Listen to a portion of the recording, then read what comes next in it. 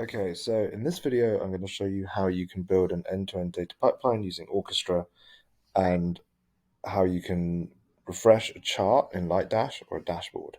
So if we go over to Lightdash, we can see I have this very simple chart.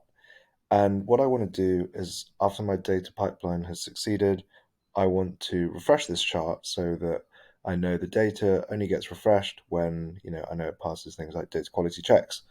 So what I'm going to do is I'm going to go into Orchestra. Orchestra is a platform for data orchestration and observability, and I can go ahead and take a look at this pipeline. Super simple. We're ingesting data from Fivetran.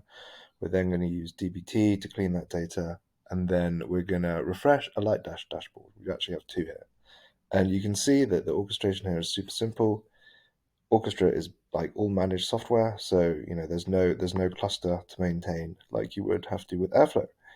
And of course, you can run stuff from here, but the real benefit is in seeing the data over time, but also in understanding lineage. So as we know, behind every dbt command, there's a lot that goes on.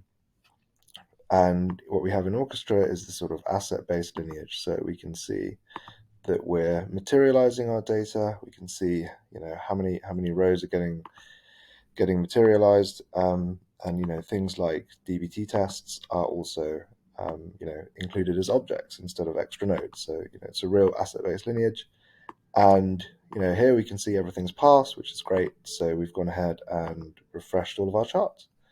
So I guess I can go over here and refresh this, and hopefully the numbers will look slightly different. Okay, it's still 4.